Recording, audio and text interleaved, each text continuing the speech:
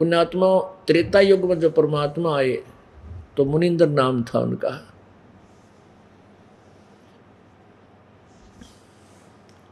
मुनिंदर नाम से प्रसिद्ध थे, मुनिंदर ऋषि रूप से। तो उसी समय एक नल नील नाम के, नल और नील ये दो आपस में मतलब मौसी के बेटे थे और आपस में बहुत अच्छे मित्र थे। उनको बहुत भयंकर बीमारी थी। उन्होंने सभी ऋषि महर्षियों से जाकर के अपने कष्ट संकट निवारण की प्रार्थना की थी। पहले तो जिस भी गुरु के पास जाते थे वो कोई जंतर मंत्र साधना, कोई वेद का मंत्र बोलता था, इसको पढ़ ले भाई, इतनी बार डेली जाप कर लेना, इतना ऐसे कर लेना तो ठीक हो जाएगा। जब किसी से कोई लाभ नहीं हुआ तो प्रत्येक संत ने, प्रत्येक ऋषि ने ये कह दिया कि भाई बेटा नल और नील ये तुम्हारे प्रारब्ध का कर्म है, तुमने भोगना ही पड़ेगा, ये किसी प्रकार भी ठीक नहीं हो सकता कि वह कर्म तो बेटा भोगना ही पड़ता है, ये तो भोग कर ही समाप्त करना होता है। जिसके पास भी गए उन्होंने पहले तो अपने जंतर मंत्र बताए, जब नहीं कुछ हुआ तो यही स्टेटमेंट सुना दी। अब दोनों ने ये सोच लिया कि अब तो तुम्हारी मृत्यु तक ये कष्ट रहेगा और ज़्यादा चिंतित होकर बहुत मायूस रहने लगे, बहुत पीड़ित थे। एक दिन उन्होंने परमेश्वर मुनिंदर रूप में आए हुए सत्य पुरुष कबीर जी का सत्संग सुनने का सुअवसर मिला। जो ही परमात्मा ने अपना ज्ञान और ये प्रचार और अपनी वाणी शुरू की, कुछ तो राहत सी उनको मिली। और फिर जो ही सब भक्त आ रहे थे, चरण छू रहे थे, आशीर्वाद परमात्मा दे रहे थे, नल और नील ने जो ही परमात्मा के चरण छुए और परमात्मा कबीर जी ने दोनों के सिर पे हाथ रखा, वो तुरंत स्वस्थ हो गए। ऐसे स्वस्थ हो गए जैसे उनका बीमारी ठीक हो नहीं। तो दोनों ने चरण पकड़ दिए और कहा, प्रभु आप तो सचमुच परमात्मा अवतार आए हो। और ऐसे ऐसे पूरी कहानी खड़े होकर के सभी श्रोताओं में बताई, भाई हम इतने दिन से बीमार थे और हम ऐसे ऐसे ना जाने कितने ऋषि संतों के पास जा लिए, उन्होंने मैं ये कह दिया था कि तुम्हारा ये प्रारब्ध का कर्म है और तुम्हें भोगना ही पड़ेगा। और हम तो कति हताश हो गए थे, जीवन से निराश हो गए थे। आज परमात्मा कबीर जी यानी मुनिंदर जी महाराज जी के आशीर्वाद मात्र से हम स्वस्थ हो गए। फिर उनका इतना दृढ़ विश्वास हो गया, परमात्मा की सेवा में रहने लग गए। तो पहले ये सत्संग परमात्मा भंडारे किया करते थे, नदियों के किनारे, दरियाओं के किनारे होते थे पानी का। वैसे आजकल तो हैंडपंप और कुएं काय बना रखे, उसमें नहीं थे, वो बहुत गहरे होते थे पहले सतयुग त्रेता में। तो दरियाओं के आसपास ही समागम हुआ करते, सत्संग होते थे।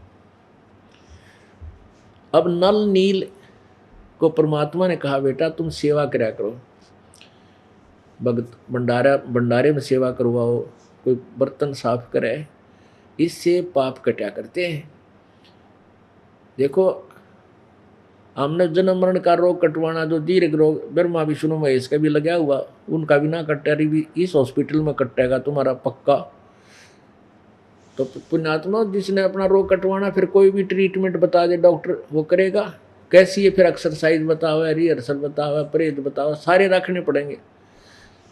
तो नल नील ने ऐसे अपनी पूरी प्रक्रिया जो गुरु जी ने बताई सारी क्रियाएं करने लगे। तो उन्होंने सोचा, और तो हम इतने समझदार को ना रोटी राटी या सब्जी बनवा दें, बर्तन साफ करने की, और जो रोगी हों बीमार हैं, क्योंकि परमात्मा के पास भी दुखी आया करते, ज्ञान गुण ने कोई नहीं समझा था उस समय। और सब ने ये पता हो गया भाई परमात्मा बंदी छोड़ कबीर मुनिंदर जी के पास जाते ही भाई रोग समाप्त हो जाते हैं। तो बहुत बीमार से मारा आने लग गए, लूले लंगड़े। तो वो क्या करते थे, उन नल नील, क्योंकि आप अपने बर्तन साथ लेकर जाया करते थे और अपने चादर कपड़े साथ ले जाते थे। तो वो क्या करते थे, नल और नील बर्तन साफ करते, किसी के कपड़े, बूढ़ा ठेरा जो बीमार से मारा पास, उनके कपड़े धोते तो जो भी सत्संग में चर्चा सुनते, सत्संग के बाद वो सेवा में जाते। दरिया के किनारे बैठ के पहले ही से साबुन सुबुन थे को ना, पानी में बेक है 1 घंटा तो उसकी बाट देखा करते, थोड़ा मैल गड़ दे, फिर दे मोगरिया ठट्ठम डट्ठा वो कपड़े धोया करते पटक पटक है। तो उन्होंने ऐसे ही क्रिया करते थे।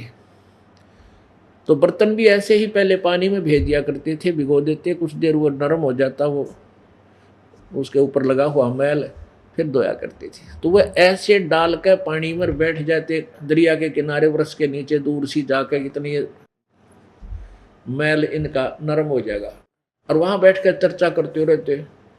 तो क्या होता, कुछ कपड़े बह जाते, कुछ बर्तन बह जाते, हुए ध्यान नहीं देते, जितने शेष बचे पानते उन्हें धो धा के मांझ मूंझ कर जाकर जिसके थे उसने दे देते। फिर वो देखते भाई हमारे तो किसी का कटोरा को ना, किसी का गिलास नहीं, किसी की थाली को ना, किसी का पजामा नहीं था, किसी का कुर्ता नहीं। तो वो प्रार्थना करते भाई हमारा तो कुर्ता नहीं पाया, कमीज नहीं मिला। वह नो कह देते भाई हम तो जितने लेके थे सारे ले आए। उनको पता नहीं लगता कि वो बह गए दरिया में। तो वो दुखी हो गए बेचारे, वहां कितने कुर्ते लावे, कितने कौन गिलास लावे, कहाँ फिर दूर जंगल में सत्संग होते थे। कहने का भाव ये है कि उनकी शिकायत करने लगे तकरीबन सभी, गुरुदेव के सामने, मुनिंदर जी के सामने, परमेश्वर कबीर जी के सामने, कि महाराज जी ये नल नील सेवक तो बहुत अच्छे हैं, हम मना भी करते हैं तो भी सेवा करते रहते हैं, हाथ जोड़ कर हमारे से ले जाते हैं, आपके कपड़े धो देंगे, लेकिन ये ऐसे ऐसे कपड़े हमारे वहाँ पानी में बह जाते हैं, पता नहीं कहाँ गुम करके आते हैं। तो उन एक दो ने बताया जी ये ऐसे करते हैं, कबीर जी परमेश्वर को बताया जी गुरु जी ऐसे करते हैं, ये वहाँ भिगो कर उस पानी में और बैठ जाते हैं, चर्चा करते हैं भगवान की, जो आपसे विचार सुनकर जाते हैं, और वो बर्तन और कपड़े जल में बह जाते हैं, इनको पता नहीं लगता। तो कबीर जी कहने लगे बेटा तुम और सेवा कर लो, और बहुत है, और या रहने दो। तो हाथ जोड़ के खड़े हो गए नल और नील जी, ना तुम हमने सब्जी बनानी आती गुरु जी, ना रोटी बनाई से भोले से दिमाग के, हम दया कर दो अपने दास पे, सेवा ना छीनो, घनी ख्यास रखेंगे। तो एक दो बार माफ़ भी कर दिए, फिर भी वही उलाने आए। परमात्मा बोले भाई तुम रहने दो, सेवा मत करो। फिर रोने लग जाते बेचारे, क्योंकि उनको पता था जब गुरु जी नाराज हो गए, सेवा छूट गई, तुम्हारे ऊपर बिजली फेर गिरेगी, वो फिर वो कष्ट ना शुरू हो जाए, रोने लग गए। फिर परमात्मा बोले भाई चलो कोई बात ना बेटा, कर लो सेवा, आज तुम्हें आशीर्वाद दे दिया, तुम्हारे हाथ से कोई वस्तु पानी में नहीं डूबेगी, जल में नहीं डूबेगी, चाहे पत्थर भी क्यों ना हो। आशीर्वाद परमात्मा का वचन अटल सिद्ध हुआ। तो उनके हाथ से जो वस्तु उन्हें धर दी वहीं रहती थी, इधर उधर भी नहीं होती थी, जब तक वो ना हाथ ला ले। कितना तेज पानी बहता रहा, वो वस्तु वहां से हली नहीं, टस से मस नहीं होती थी। अपने आत्माओं, ये तत्व ज्ञान है जो आपके समक्ष एक पूर्ण रूप से अज्ञान हटा देगा। कबीर परमात्मा जी जब त्रेता युग में आए हुए थे, एक बार श्रीलंका में चले गए। श्रीलंका में एक चंद्र विजय नाम का भाट था, और वो राजा रावण का खास वो था गवैया, यानी उनने पहले क्या होता था, ये साधन होते थे भाट डूम, ये राजाओं के सामने जाकर चुटकुले चटकुले सुनाते थे, कोई गाने गुणे सुनाते थे, उनकी रिक्रिएशन कराया करते थे। उनकी जो है ना आजकल दे टीवी हो गए, गाने गुणे सुन ले हैं, फिल्म देख लेते, वो उनकी अम्यूजमेंट का साधन था। तो वो भाट वहाँ जाकर के राजा रावण की प्रशंसा करा करते, तुम राजाओं के राजा हो, तुम बड़े बलशाली हो, यानी उनकी महिमा गाया करते थे। और चंद्र विजय की पत्नी वो मंदोदरी रानी के पास जाती थी, और नरी बूंदी कथा सुना के, बेहुदी बातें सुना कर रानी न सहाया करती थी। पहले इसी साधन होया करते, इस तरह के ये होते थे। और उसके बदले में उनको वो कुछ वस्त्र दे देते, कुछ पैसे दे देते, कुछ भोजन दे देते, डाल देते, वो ले आते। इस तरह उस भाट का परिवार का गुजारा चल रहा था। 16 सदस्य थे उनके, कुछ पुत्र, पुत्रवधू, फिर पौत्र पुत्री, यानी सारे मिलाकर 16 सदस्य थे। एक दिन परमात्मा जब वहां गए श्रीलंका में, चंद्र विजय भाट के द्वार के थोड़ी सी दूरी पर सुबह सुबह एक वृक्ष के नीचे बैठ गए। और चंद्र विजय सुबह सुबह सैर सपट्टे को जाता था, उठकर चला बाहर, सामने महात्मा रूप में, ऋषि रूप में परमेश्वर विराजमान थे। और धार्मिक लोग सभी होते थे, सभी वर्ण के, परमात्मा को चाहने वाले होते थे, चारों वर्णों के आदमी, डरने वाले होते थे भगवान को। और ऋषि रूप में परमात्मा मानते थे कि ऋषि लोग भगवान से मिले हुए होते हैं, तो साधु संत फकीरों की बहुत आदर करते थे। तो चंद्र विजय ने जाकर के नतमस्तक हुए, चरणों में शीश रखा। परमात्मा ने पूछा, भाई कौन हो? उन्होंने बताया, जी मैं भाट हूँ, राजा रावण का खास भाट हूँ, और मैं अपनी उनको गाने गुणे सुनाता हूँ, और ये दास का अपना यहाँ मकान है। तो वो बैठ के परमात्मा ने चर्चा करी, बेटा भक्ति कराया करो, परमात्मा का नाम बजना चाहिए, मनुष्य शरीर बार बार नहीं मिलता। तो चंद्र विजय भाट कहने लगा, महाराज जी भक्ति तो हम करते हैं, भगवान विष्णु की करते हैं, भगवान शिव की करते हैं, हमारा राजा है ना रावण, ये शिव का पुजारी है, और हम भी शिव की भक्ति करते हैं। फिर परमात्मा ने वो तत्व ज्ञान शुरू किया। 1 घंटा बैठा रहा, उठा है कोई नहीं। तो उसने बहुत ही अच्छा लगा, तो कहने लगा, भगवान एक बार आपके दास का मकान है, यहाँ चलो। परमात्मा बोला, भाई पहले नाम ले, भक्ति समझ मावत चालू ना, नून ऐसे नहीं जाया करता हम किसी घर पर। तो उसने और अच्छी तरह अपने शंका समाधान करवा कर नाम ले लिया। और फिर परमात्मा उनके घर में गए, बच्चों को सबको समझाया, ज्ञान दिया, पर उस समय तो मान्य नहीं। फिर दोबारा फिर गए परमात्मा, महीने 2 महीने के बाद। तब तक चंद्र विजय ने सारी कथा सुनकर पूरे परिवार को सेट कर दिया, बेटा अब क्या गुरु जी आओ तो सारे नाम लियो। तो उसकी पत्नी ने भी, बच्चा ने भी, बेटियां ने भी, सब ने, उसकी पुत्रवधुओं ने, सब ने नाम ले लिया। 16 के 16 सदस्य भगवान के शिष्य बने। अब वो ज्ञान जो परमात्मा 1 हफ्ता रुके सबको सुनाया करते, वो चंद्र विजय की रानी जो थी करमवती, उसने भी ये सृष्टि रचना सारी गोट ली। अब वो जाकर के मंदोदरी रानी ने सुनाने लगी ये कथा, जो परमात्मा का सत्संग सुना करती थी। वह मंदोदरी उसकी बातें न सुनर घड़िया से न गए अड़ंगे, तो तेसी बूंदी बोलिया करती, तेरे मुंह में कदे शुभ वचन मैंने सुना नहीं आज तक, क्योंकि ऐसी गंदी गंदी बातें सुनाया करती राजी रखन खातिर रानी ने। और अब तू इतनी सुथरी बात, ये भगवान की चर्चा कहाँ से ले आई? इस तेरे इस कुपात्र में यो इतना बढ़िया ज्ञान किसने भर दिया? क्योंकि वो अब खुली हुई थी आपस में, सारी अच्छी अच्छी मंदी बतलाती थी, तो खुल गई थी। तो उसने खूब समझाया कि रानी ठीक है, जब तक मैं हमें कोई वस्तु ना थी हमारे पास, तो जो भर रखा था वो बोला करती। अब वो बात मेरी बोलने जी नहीं करता। हमारे घर हमारे गुरुजी आते हैं और ये कथा वो सुनाया करते हैं। परमात्मा कहते हैं, गोता मारूं स्वर्ग में और जा बैठूं पाताले, कह कबीर ढूंढता फिरूं अपने हीरे माणिक लाले।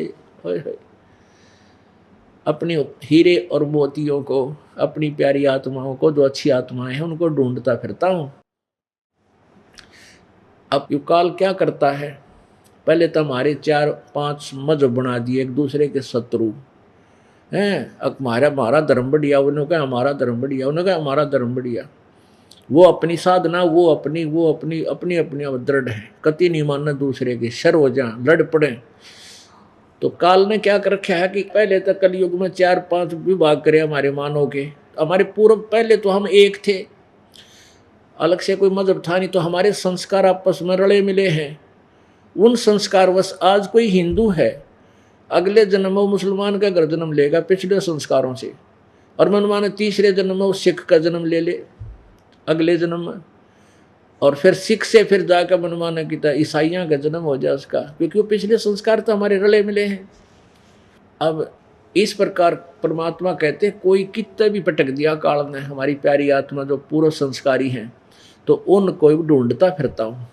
गोता मारूं स्वर्ग मर जा बैठूं पाताल, कह कबीर ढूंढता फिरूं अपने हीरे मोती लाल। अब मंदोदरी ने कहा कि बहन इब कह तेरे पे गुरु जी आओ ना, मेरे पास बुला के लाना, मेरे से बात कराना उनकी। ये तो बहुत अच्छा ज्ञान है। वह एक दासी और मंदोदरी रानी और वो कर्मवती एक दासी। अब अपनी रानी को एकदम कुछ नहीं कहा जा सकता नौकर से, बड़े हिसाब से बोली, कहने लगी जो आपकी आज्ञा महारानी, अवश्य संदेशा आपका गुरुदेव को दे दूंगी, आना ना आना उनकी मर्जी, मैं उनको कंपेल नहीं कर सकती। और एक बात सुनी है गुरु जी ने हमने सत्संग में कि संत को बुलाना नहीं चाहिए, प्यासे ने कुएं के पास जाना चाहिए। और मान लीजिए मैं उनको प्रार्थना भी कर दूं और ये भी कह दूंगी जी चलिए एक बार मेरी रानी रूस जाएगी, मेरी नौकरी चली जाएगी, और वो मन मार कर आ भी गए, मेरे कहने आपको हृदय से आशीर्वाद नहीं देंगे, हृदय से आपको ज्ञान नहीं देंगे, तो आपको लाभ कुछ नहीं, और जो आपकी आज्ञा सिरोधारी है। तो मंदोदरी पुण्यात्मा थी न बोली बेबे बहन फिर ऐसी गलती मैं क्यों करूँगी, जब जिससे मैंने कुछ लेना है और वो रुष्ट हो गया और ज्ञान नहीं देगा मुझे, फिर आना ना आना मेरे लिए लाभ क्या हुआ। अब कह तेरे गुरु जी आवे मुझे संदेशा देना, मैं तुरंत आऊँगी। ऐसा ही हुआ। और कहते हैं बुद्धिमान तो तुरंत समझ जाते हैं, पुण्यात्मा जो पहले की होती हैं पिछले संस्कार, वो ज़्यादा देर नहीं लगा करते, अग्रम अग्रम नहीं करते, वो तुरंत स्वीकार कर लेते। अब कुछ तो उस चंद्र विजय की पत्नी ने मंदोदरी को ज्ञान सुना सुना के कति नॉर्मल कर रखा था, फिर परमात्मा के मुख से सुनकर तो तुरंत मान गई, उपदेश ले लिया।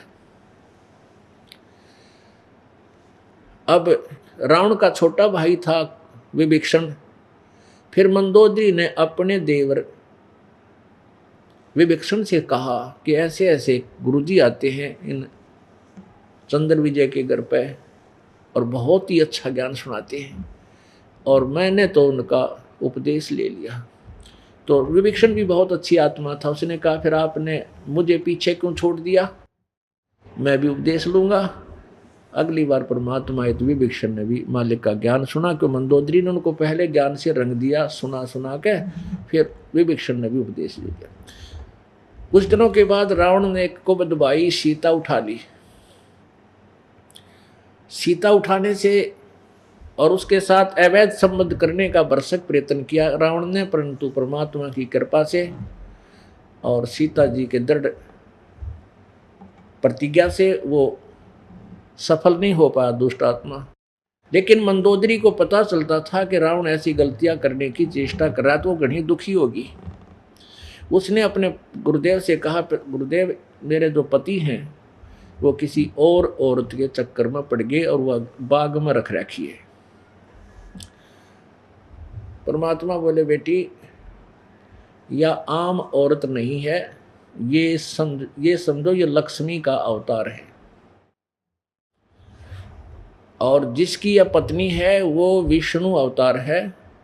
तेरे पति ने कह दे हाथ जोड़ के और पैर पकड़ ले और इसको वापस दे आवे, इसकी खैर है, नहीं तो वे थारा कुल नाश हो जाएगा। अब मंदोदरी तो अपने गुरुदेव के वचन को फाइनल मानना चाहिए। उसी दिन उसको बड़ा भय हो गया, अपने पति को घना समझाया कि आप यह औरत वापस दे दो, ये एक सिंपल औरत नहीं है, साधारण औरत नहीं है, ये विष्णु लक्ष्मी अवतार है, और वो रामचंद्र जी दशरथ के पुत्र विष्णु अवतार है। अब रावण की तो उल्टी खोपड़ी हो रही हो, क्या न माने, चार गाली तरह उसका अपनी पत्नी थी सुनाई, जो अच्छी बूंदी पति कह दिया कर अपनी औरत ने, अब तुम मेरे को उन दो मस्करां डराती है तू के समझे ऐसे रांड, इस तरह की बहुत सी उन्हें बातें कही। मंदोदरी ने फिर भी उसके पैर भी पकड़े कि मेरे सुहाग को मत उजाड़ो, आप मेरी बात मान लो, जो गुरु जी कह रहे हैं वो सत्य है, जो मैं आपको कह रही हूँ वो सत्य है। रावण ने बोला तो अपना काम करे, चल एक तरफ बैठ, एक तरफ मैं नहीं सुनता। अब उसका तो सातवें आसमान में घूम रहा है, क्योंकि शिव जी की साधना करी, तमोगुण की सिद्धियां प्राप्त कर ली, आकाश में उड़ जाने की वरदान ले लिया।